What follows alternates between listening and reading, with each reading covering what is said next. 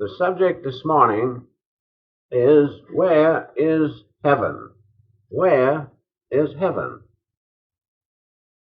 Before we discuss about heaven, let us realize a little bit about the three universes which have been created.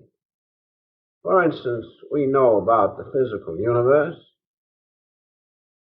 and then there is a much more expanded universe, the astral universe, the universe of light, or heaven, from which all things have come.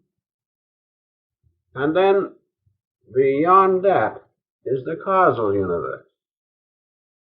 And so in Genesis, we read that God created heaven and earth, and they were without form and void. They were created first in the causal universe.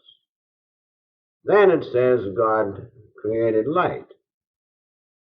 And in that universe of light, we find all things.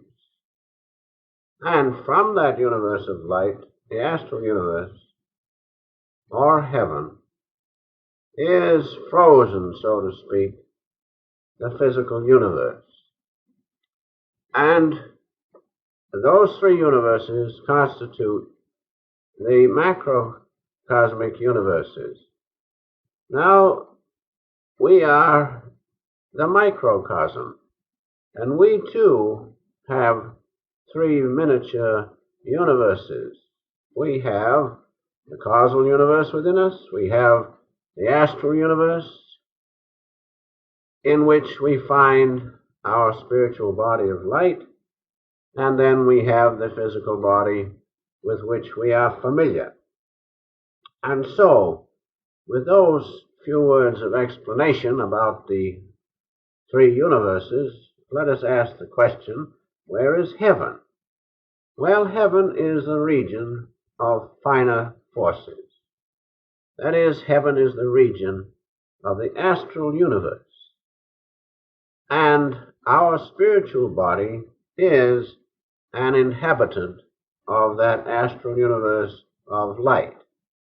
Heaven is the land of the fourth dimension. Heaven, the abode of angels, or rays of spiritual light, or spiritual forces and spiritual consciousness.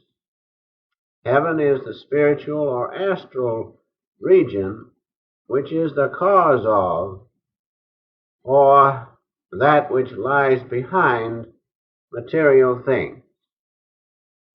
After the changeable things pass away, the astral forces and the astral realm remain, plus its inhabitants, that is, plus the spiritual bodies of those who have cast aside the physical garment. And so this realm of heaven is a great ball of light.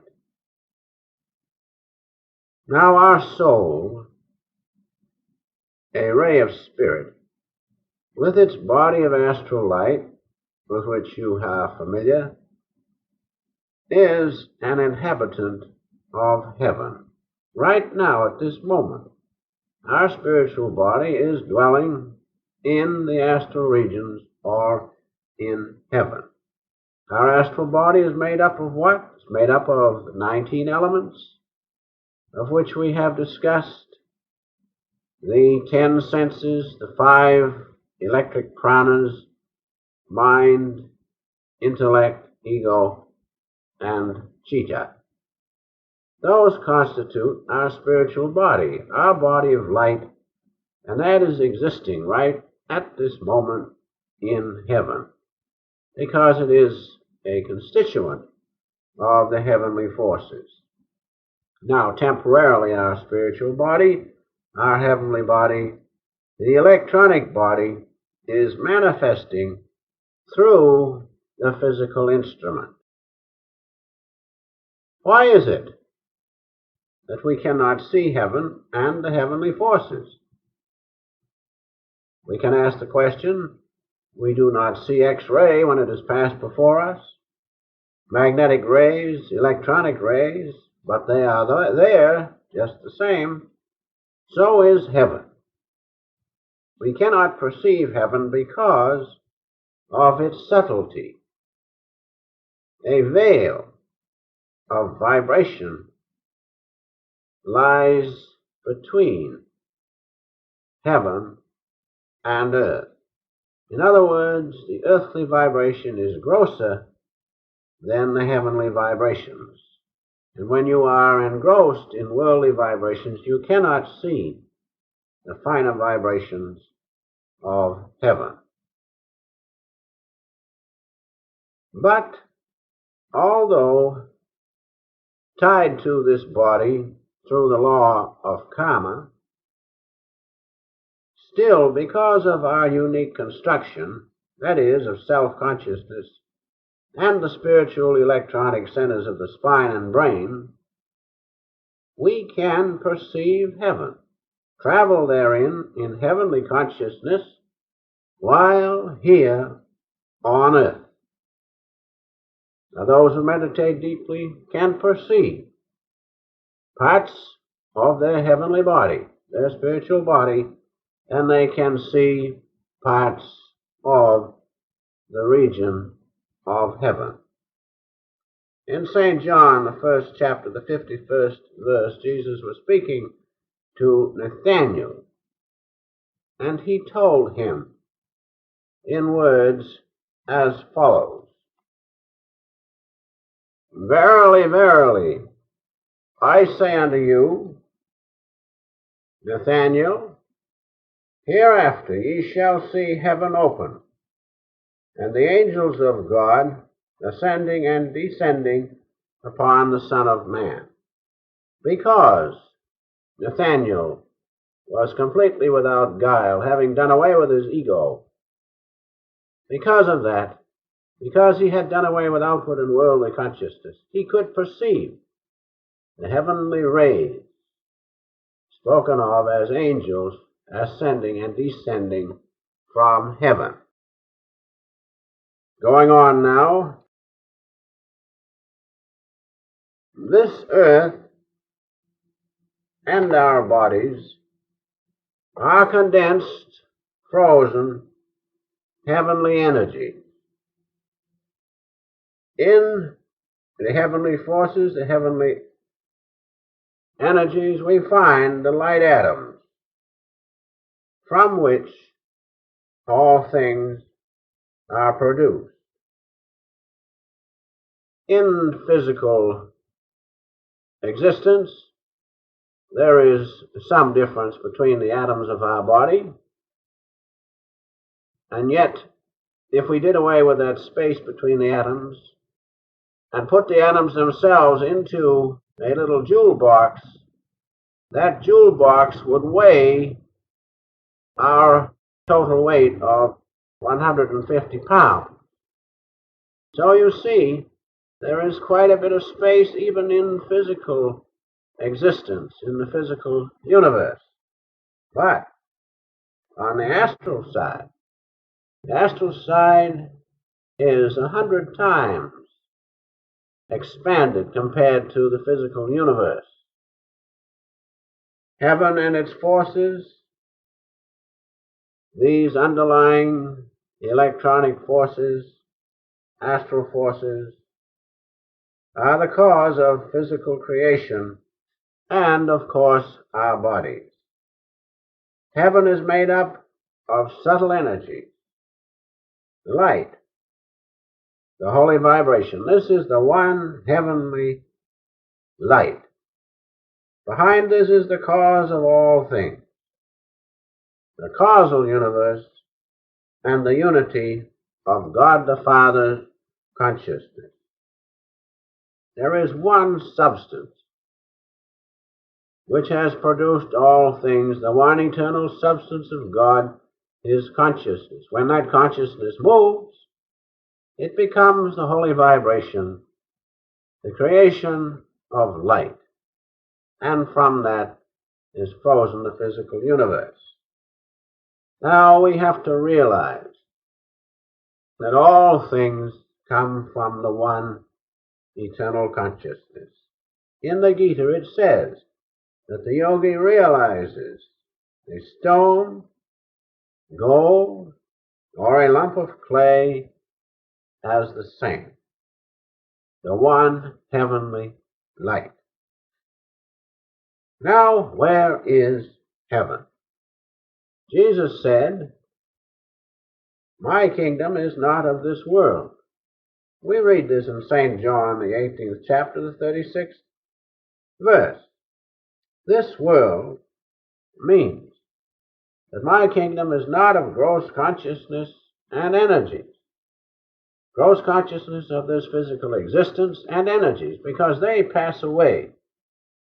They change, while the eternal consciousness within us does not change. The manifestation of heavenly energy and the perception of heaven through its inhabitant, the soul, takes place in the seat of virtue. That's where you can perceive heaven, in the seat of virtue, at the Christ center, at a point between the eyebrows to the crown of the head. That's the seat of virtue. That is where we can perceive heaven and its forces, the land of the fourth dimension. And we perceive this through the door, or the spiritual eye, commonly spoken of, the medulla center. Now, this door has a definite shape where the two aspects of the heavenly forces come into our being. It has the outer lighter colored ring of vibrating energy, and it has the dark center of God's consciousness in his vibrating energy, or the Christ consciousness. Also in the center is a little star, which is the epitome of cosmic consciousness. Now that is the door to the astral regions, or the door to heaven. There are two other doors similar to this: the door to Christ consciousness, and finally the door to cosmic consciousness. But one has to enter into or through the astral door to perceive the heavenly forces, the region of heaven. We must do that, as the Master has often said. Long continued concentration on the liberating spiritual eye frees the devotee, that is, breaks the attachment of the devotee to worldly consciousness. Good intentions are not enough. We have to be regular with devotion. As the Master said one time, the road to Hades is paved with good intention. The astral universe, or heaven, is 100 times larger than the physical creation. God created light, a great ball of light, the holy vibration, the spiritual realm, the astral universe, the universe of light. And hanging from this is the little ball of the physical universe. As the Master has said, this physical universe hangs like a little solid basket under the huge balloon of the astral sphere, or heaven. In heaven, there are various degrees of heavenly consciousness. There is the ordinary heaven, where ordinary people go according to the law of gravitation. And then there is a subtler heaven, where those go who have tried by devotional yogic methods to realize heaven while here on earth, to realize the state of conscious sleep and conscious death while here on earth, they go to the subtler heaven. After the subtle heaven, then comes the heaven of the causal world. Heaven is right within us. Heaven is the land of finer forces, the land of astral light, from which this body has been projected. Each one of us has a spiritual body which is an inhabitant of heaven right now, even though the physical body is tagging along, so to speak. And our soul, which is encased in our spiritual body, is limited by the physical universe while here on earth. But in spite of that limitation, if one meditates and follows one who has known heaven, the land of the finer forces, if one follows such a person as our Guru and Master, he can, even while here on this earth, realize heaven. See, as Nathaniel saw, the angels ascending and descending from heaven. He can do that because each one of us is made in the image of God. We have within us in miniature the causal universe. We have the astral universe of heaven as the spiritual body, the inhabitant of heaven, and we have the physical body with which we are so familiar. The way to understand heaven is not by intellect, not by outward powers of mind and reason, but by emerging in the omniscience of God within as our soul. In that omniscience is all wisdom. Everything comes from that omniscience of God, including heaven. And so when we, by regular practice of devotion and following the techniques of the channel which God has sent, the techniques given to us by the beloved Master, when we regularly follow this channel, then we too shall know and realize heaven.